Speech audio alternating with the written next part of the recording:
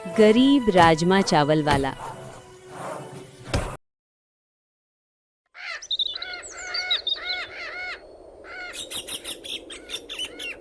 मध्य प्रदेश के एक छोटे से कस्बे सूरजपुर में दो भाई रहा करते थे, अजय और नील। अजय उम्र में बड़ा था, लेकिन उसका दिल उससे भी बड़ा था। नील उसका छोटा भाई था, सीधा सादा, कम बोलने वाला और हमेशा दूसरों के बारे में सोचने वाला।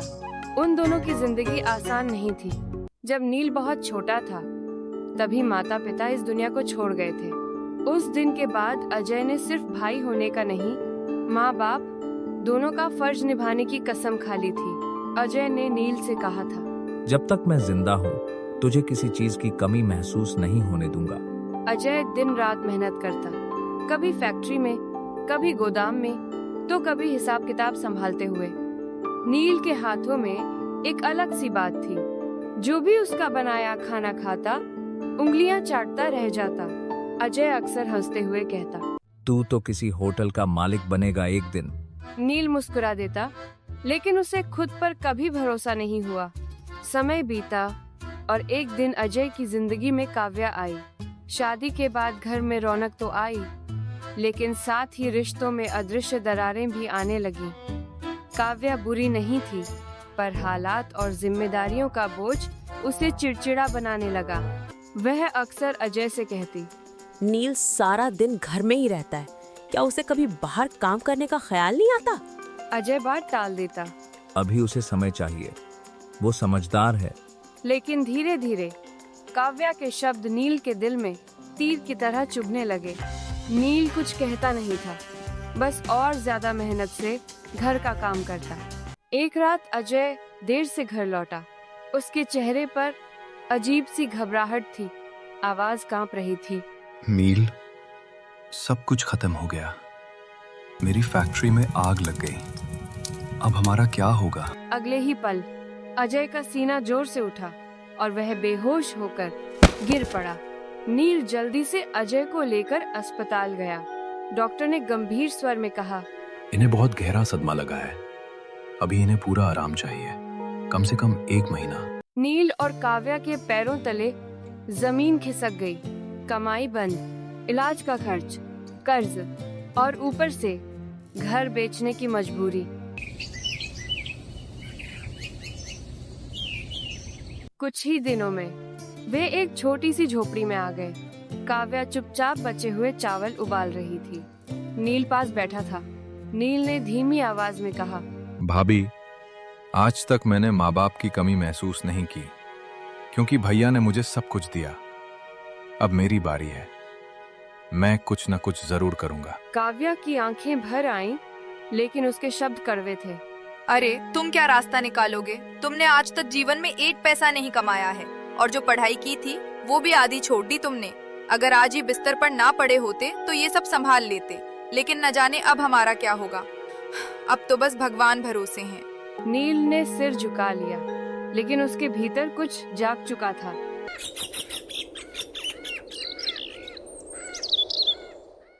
अगली सुबह सूरज निकल तो आया, लेकिन नील के जीवन में अभी उजाला नहीं था। अजय बिस्तर पर लेटा था।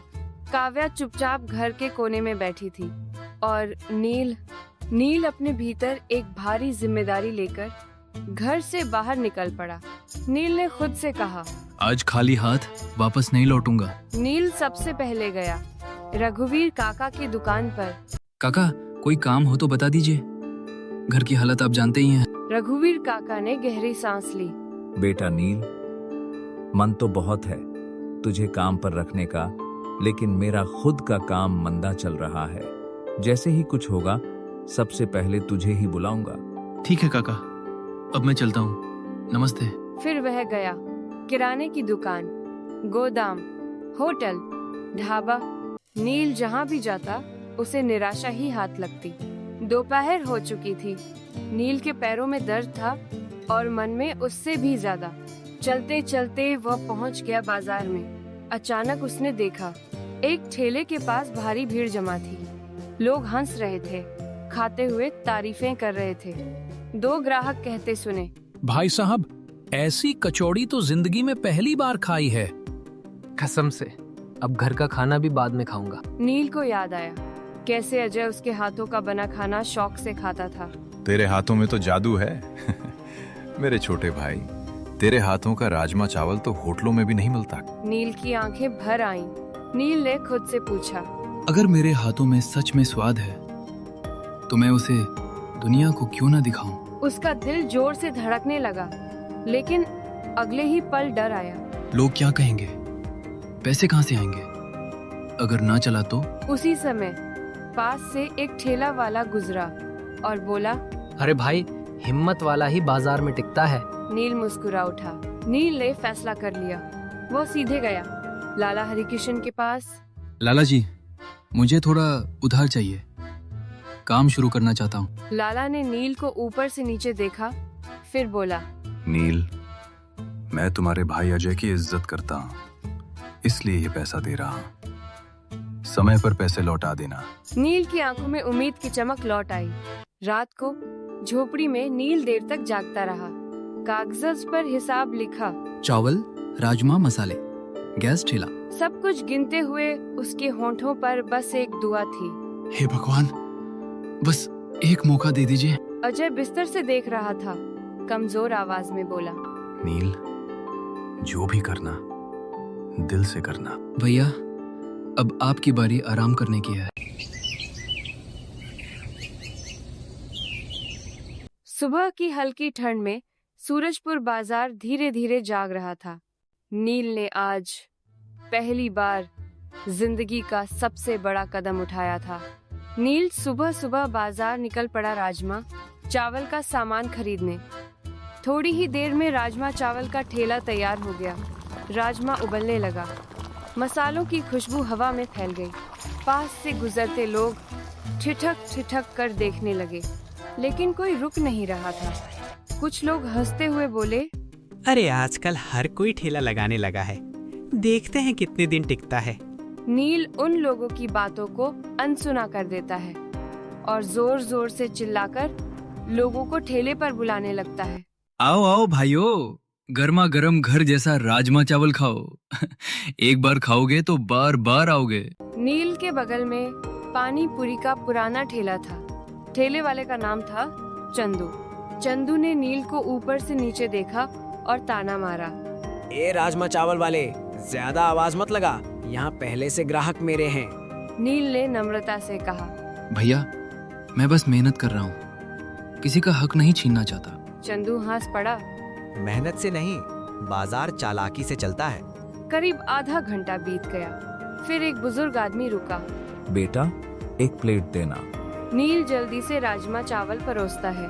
बुजुर्ग ने पहला कौर खाया, फिर दूसरा, फिर आंखें बंद कर ली। वाह बेटा, ये राजमा चावल खाकर तो मुझे मेरी बीवी की याद आ गई। अब मैं रोज आऊंगा। नील की आंखें भर आईं। उस बूढ़े आदमी की बात सुनकर 2-4 आदमी और आ गए, और जो भी उसके हाथ का राजमा चावल खाता वह झूम उठता। वाह भाई, तुमने तो हमारा दिन बना दिया, मन तो कर रहा खाते जाऊं। नील के ठेले पर धीरे धीरे लोगों की भीड़ लगने लगी। चंदू दूर से देख रहा था। उसके यहाँ भीड़ कम हो रही थी। उसका चेहरा तमतमा गया। आज किस्मत इसका साथ दे रही है, इसे तो मैं कल देखता हूँ। शाम होते होते नील का सारा राजमा चावल बिक गया। हाथ में थोड़े पैसे थे, लेकिन दिल में बहुत कुछ। घर पहुंचकर उसने पैसे काव्या के हाथ में रख दिए। काव्या हैरान थी। ये सब बिक गया? नील ने सिर हिलाया। काव्या पहली बार चुप रही।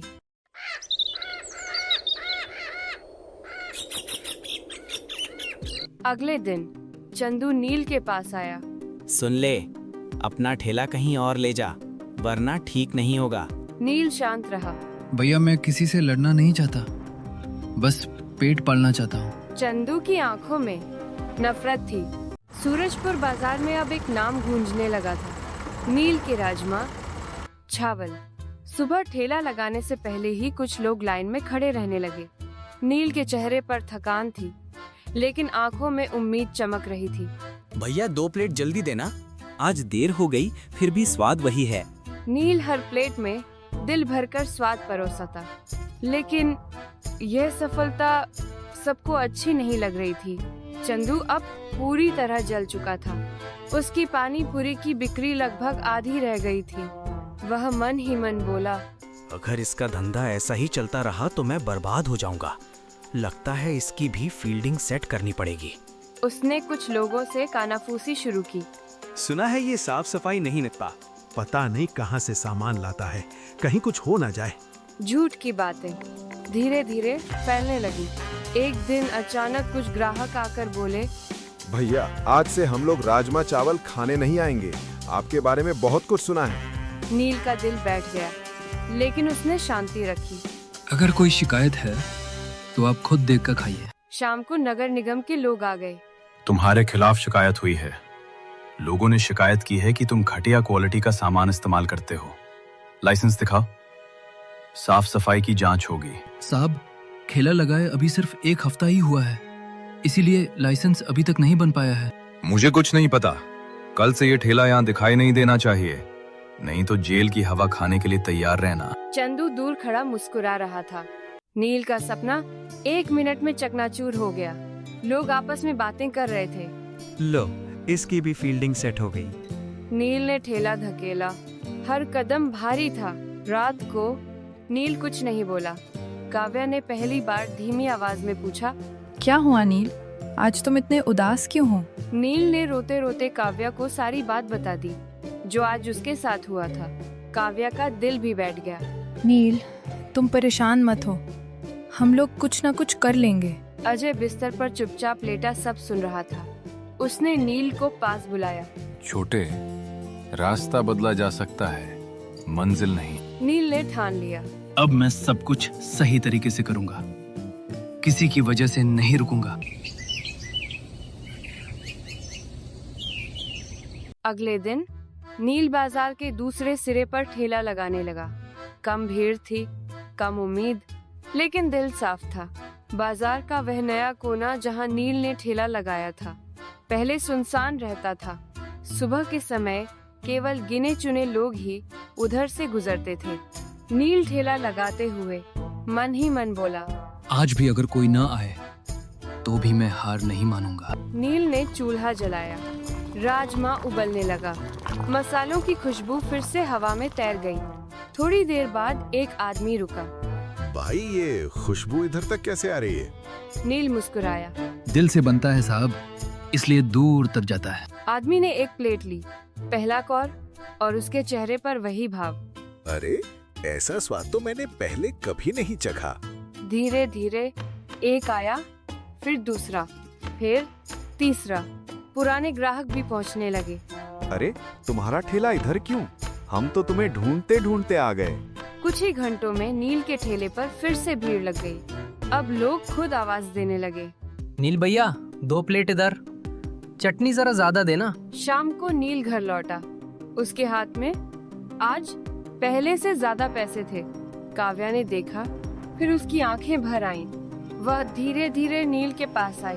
नील, मैंने तुम्हें बहुत गलत समझा। उसकी आवाज कांप रही थी। डर और मजबूरी में मैं कड़वे बोल बोल गई। मुझे माफ कर दो। भाभी, आप मेरी माँ जैसी हैं। माँ से माफी नहीं मांगी जाती। समय के साथ अजय की सेहत भी सुधरने लगी। एक दिन वह नील के ठेले पर आया। कमजोर कदम, लेकिन मजबूत मुस्कान। वाह छोटे, अब तो सच में होटल खोलने लायक हो गया है। नील की आंखें चमक उठी। उस दिन अजय ने भी राजमा चावल की एक प्लेट खाई। पहला कौर खाते ही बोला, मैं गलत नहीं था, तेरे हाथों में सच में जादू है। कुछ महीनों की मेहनत के बाद दोनों भाइयों ने मिलकर एक छोटा सा ढाबा खोला। नाम रखा भाईचारे का स्वाद। अब नील रसोई संभालता और अजय ग्राहकों से बात करता। काव्या भी पूरे दिल से साथ देने लगी। रात को बचा हुआ खाना वे जरूरतमंदों में बांट देते। कोई भूखा न सोए, यही उनका नियम था। लोग दुआएं देने लगे, भगवान तुम्हें और तरक्की दे। एक दिन काव्या रसोई में खाना बना रही थी। अचानक काव्या बेहोश हो गई। नील और अजय उसे तुरंत लेकर अस्पताल गए। डॉक्टर ने बताया कि काव्या मां बनने वाली है। यह सुनकर नील और अजय का दिल खुशी से झूम उठा।